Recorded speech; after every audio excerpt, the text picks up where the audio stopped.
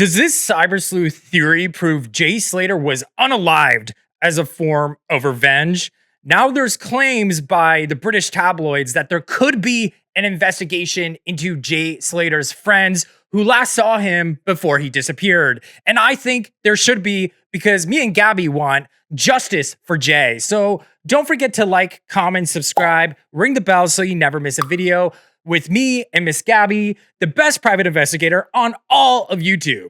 So from the start of Jay's disappearance, there has been a theory that Jay lost a bag of substances he was selling at the club. So there were multiple sources saying this at the time, including these text messages from Lucy, allegedly the friend who was with Jay on his trip and one of the last people Jay called, as well as allegedly saw him alive. What we're going to move on to next, ladies and gentlemen, are deleted messages from Lucy's Instagram. This is extremely interesting, and also it's compelling to believe that she has been covering something up here. But let's check this.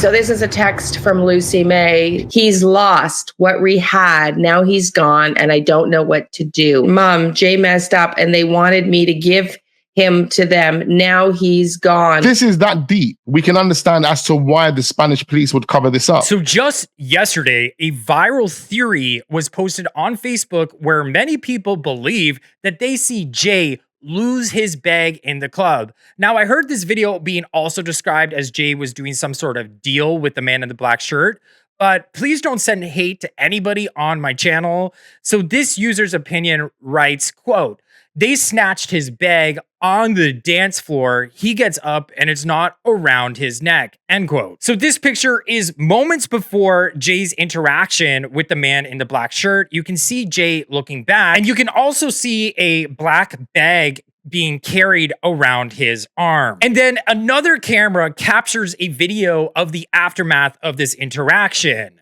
And in various stills of this interaction caught on film, he has no bag. So it appears as though he lost his bag after falling to the floor. Now there's bombshell audio floating around of the interaction Jay had hours after he lost his bag, where cyber sleuths say they can hear Jay tell his friend, which many people think is Lucy, that he lost the bag.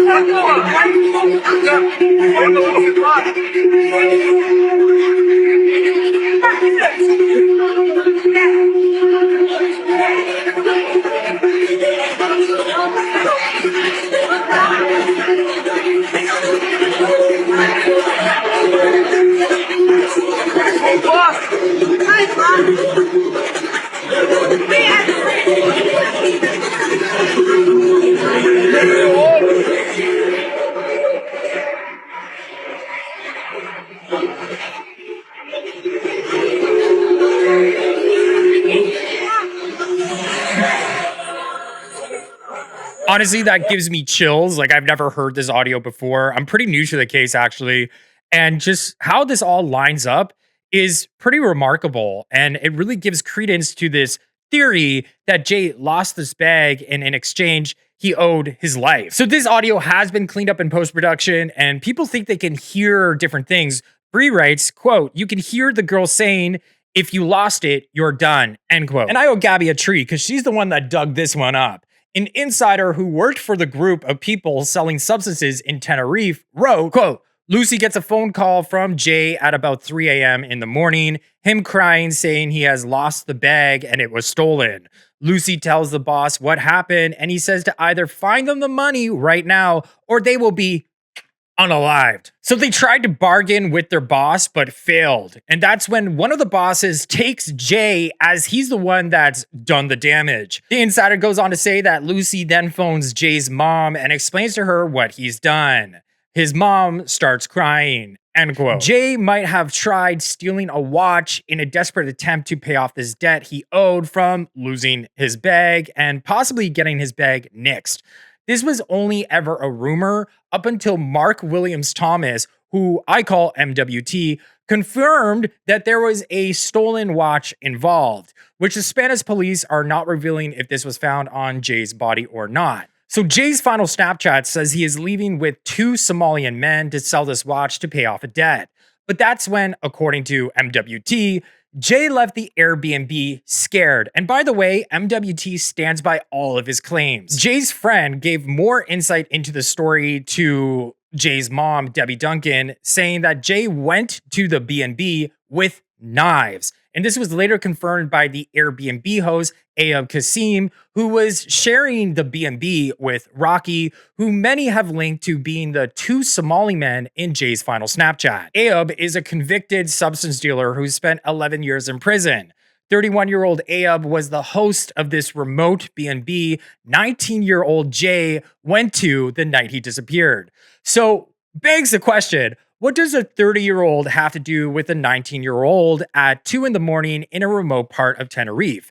Your guess is as good as mine. His friend was later identified as a person by the name of Rocky, and they do some pretty cringe lives together. Some people think that they actually might be romantically involved given their flirtatious behavior on these lives. And Ayub's Instagram, before it was deleted, showed him hanging out with other young men. Ayub talks with a lisp, and his nickname is Whispers.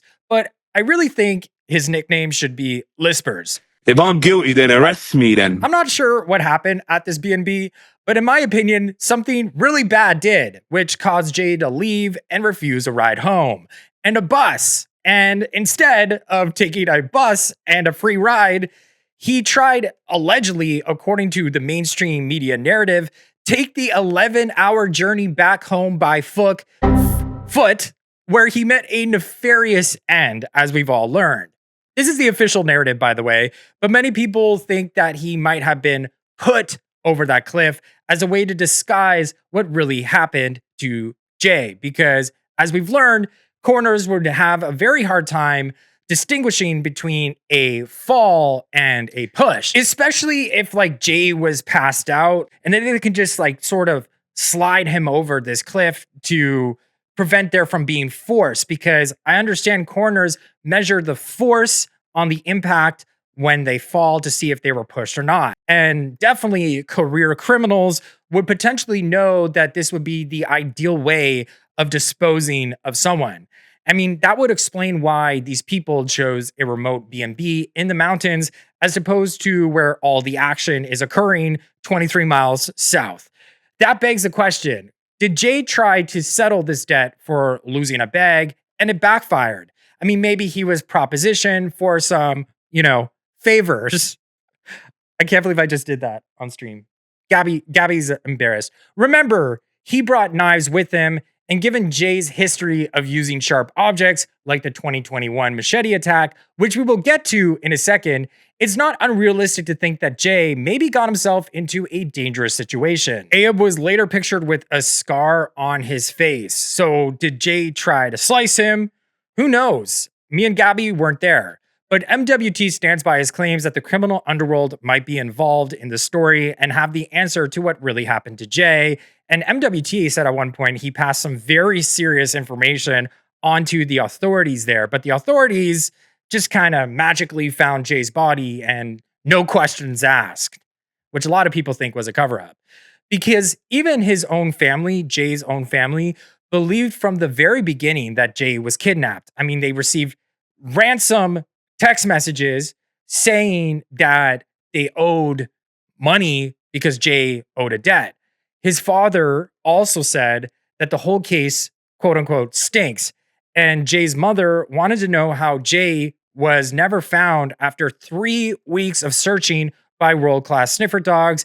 And then the moment this team from the Netherlands showed up, all of a sudden, the night before they showed up, Jay was magically found. It's definitely highly suspicious. But here's where the theory goes off the rails, because Cyber Sleuth said that the other man in the video I showed you at the beginning of this video is none other than Tom Hilton, Jay's alleged enemy. People in the comments are just saying, oh, it's Tom. And this one person says, set up from the beginning, disgusting people, vile people. Karma will be coming, no doubt. Justice is needed. And I agree. Justice for Jay. Yeah, and Cyber Sleuths are just pointing out that there's a scar on the back of this man's head.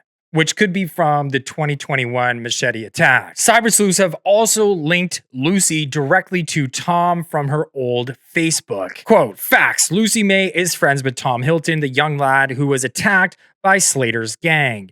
This whole thing could be a revenge plot of injury by Cactus, and now it's gone too far. Justice for Jay. Sound off in the comments below, and don't forget to subscribe. Here, let's roll the outro. She's passed out. Poor girl.